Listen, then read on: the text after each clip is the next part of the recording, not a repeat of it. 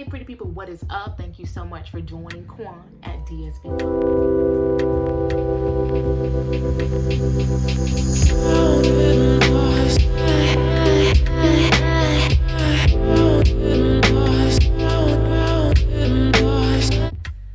Give yourself a round of applause.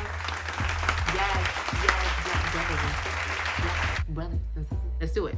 So today I wanted to talk about why a soul sister like myself is at a PWI. So a PWI, for those of you who do not know, is a primarily white institution. Now I'm not going to tell you where the hell I'm at, but I will let you know that it is primarily white. And I'm going to tell you why. I'm going to tell you if I experienced what kind of experiences I've had and how did I cope being a black woman. So for me, the reason why I picked this particular school is one, it's very diverse. We're a water school. Like we have so many environmental types of courses here, and we're all about saving the ecosystem. So that's one of the reasons why I chose my school. It's small and it's outside of Miami. First off, it's something that's completely different, and I wanted to get away. So that was my escape, and it was convenient. Second, did I experience any discrimination or racism? Get your popcorn, get your wine, because your girl Quan, y'all, your girl Quan. Me, I did. I actually got into a fight because of someone that wasn't a melanin sister like myself got in my face, and I had to do what I had to do. I had to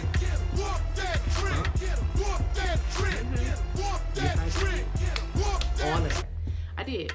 And the reason being is because she got in my face. And I think one thing I realized now thinking about it is when I lived in that dormitory, I was the only one. So obviously they weren't aware of the type of person that I am. They weren't aware of how I conduct myself, if I was a stereotype of a black woman or a black person. So it's all those things in the air, and we're living together. Literally 4 bedroom, 2 bathroom, we sharing kitchens, we sharing a living room, so it's very intimate, and everyone is kind of tiptoeing. And long story short with that is the woman, I'm gonna call her Erica. I was 20 years old at the time, just to give you a perspective. She was 26 at the time. Grown as hell, okay? Grown. So she would talk about the other girls, the other roommates, and I'm like, yo, like, okay, like, all right, whatever, like, they like that, let's move forward. Porn is not about just sitting around talking about people. It's immature as hell. Like, we have so much more going on in our life, and at the time, y'all, I was just in a different space in my life, so I didn't want to sit and talk about people. Like, no, girl, no. So I would be the one that would coach her and tell her, like, girl, let it go, it's whatever, like, let's do us. And one day, my girlfriend decided to come up during the weekend. So me and Erica ventured off, and it was just me and my boo, Jew. We were just vibing, chilling for the weekend, blah, blah, blah, whatever. And I realized she hung out with the roommates who she talked about. What's up with that? Like, whoa. In our community, first off, you talk about somebody in their face, you found it. And clearly, red flags, that's what it was. So after the weekend finished, we recapped. And I'm like, all right, girl, like, what's up? Like, I saw you hanging out with them. Like, what's up with that? Like, y'all cool now? Like, what's up? She wouldn't look me in my eyes, first off. She was jittery as hell. And I'm like, whoa, this is fishy. Like, what's up? Like, what's going on? And she was like, oh, I talked to them, and they were just really cool, blah, blah, blah. She wasn't really giving me the 411 like she usually would. And I was like, okay. So I smiled, and I was like, all right, girl, I'm going to bed. So a couple weeks going by, no one's talking to me. Everyone's acting real fishy. Now, mind you, at the time, y'all, I was going through a personal space in my life with almost getting evicted from my dorm because of a minor situation of me dropping my classes from my academic advisor. For those of you in college, y'all know exactly what it is. And she told me to drop my classes, so then my financial aid got taken back, and all that stuff happened. So I was going through that. I didn't have a car, taking 6 buses a day. 3 to my first school, 3 back home, and I was going to another school. So I was going to 2 different schools at the same time and working. Come on, black women, let's go. Yeah. So that was happening, and she knew all of that. And I was opening up to her. I really decided to get out of my comfort zone. You know what I mean?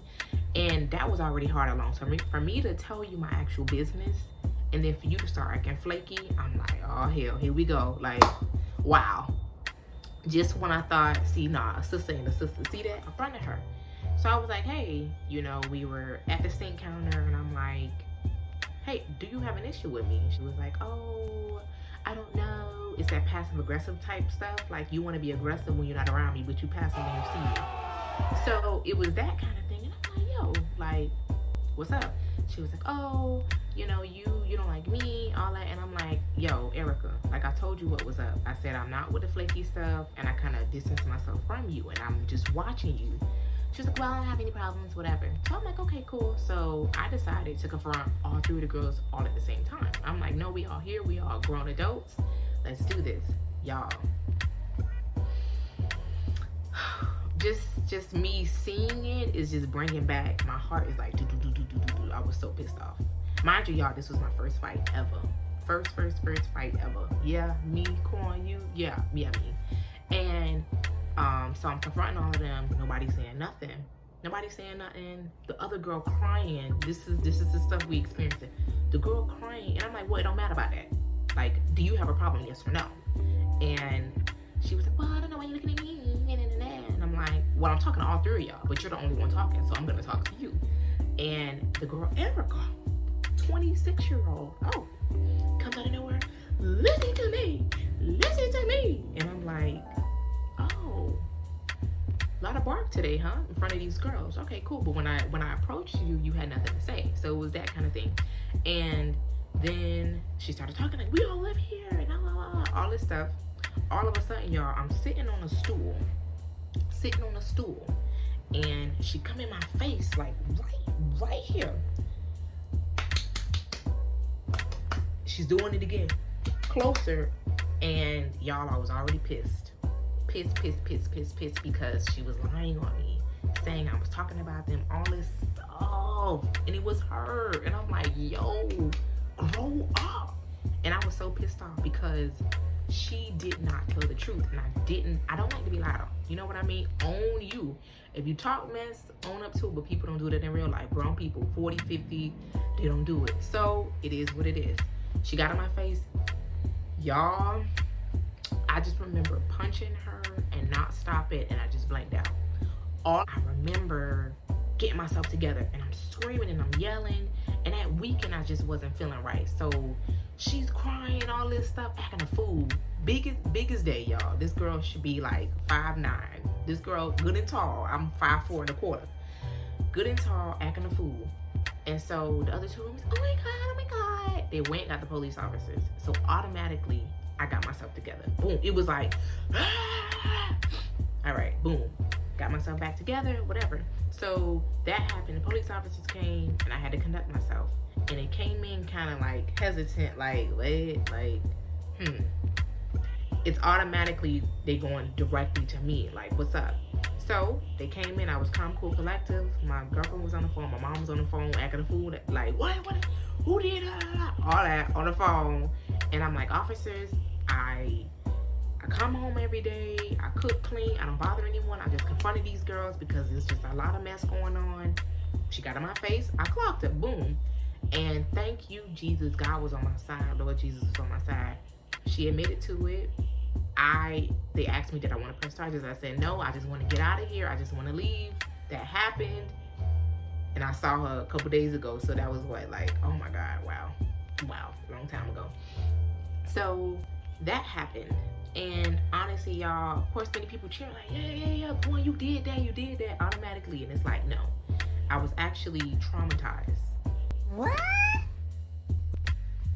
Because I was so upset that I allowed myself to get so worked up for someone to see me in that light.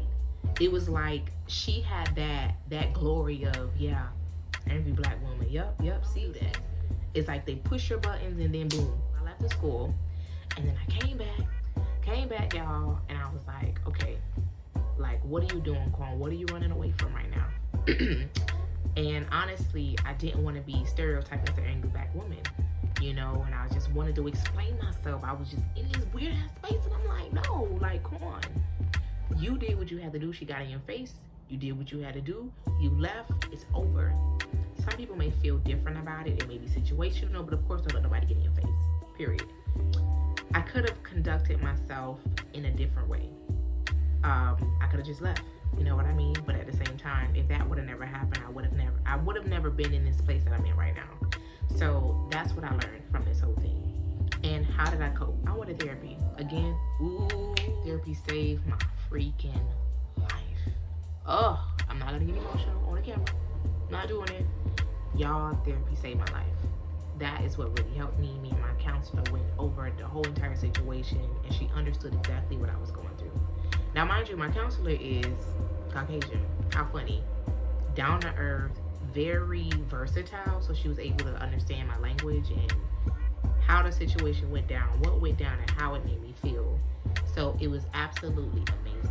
But all in all, I still don't regret going to a PWI. I actually feel like I learned a lot more about myself and being able to put myself out to people that are completely different from me. And I think that's the difference between a PWI and an HBCU is that, for me, and this is my personal opinion, because a lot of people go to HBCUs and they come out fine, whatever, if they're successful, blah, blah, blah. But for me, one thing that I have an advantage over is I'm able to go out into the real world and actually encounter these people, how they talk, what they do, and find a space to be myself. Whereas when you're around your people, you're automatically able to be yourself. For some people, it may not be like that. But in most cases, you can be yourself around other Black people, right? For me, totally opposite. Because when I'm around my people, it's like, why do you act like that? Why do you talk like that? All this stuff. And it's like, girl, check yourself. Like, no, I'm me. I'm Quan. I'm not that or I'm that. I'm Quan. Whoever comes to Quan is who I am. And that's how y'all need to respond with situations. Be who you are, despite of what people say. There's no such thing as talking white. There's no such thing as this or that or whatever. But for me, I was able to learn about who Quan is. And I define who I am. Not nobody else. Not my mama, not my daddy, not the counselors, nobody but me. And I had the upper hand. So I definitely encourage you guys to get out of your comfort zones. Again, here you go. Them 4 walls. That's y'all, that little square that I'm doing. Yeah, get out your comfort zone. And know that when you're out of your comfort zone, you learn a lot more. You learn a lot more. And you learn who you are. You learn about who you are. So guys, nevertheless, no stress. Come on.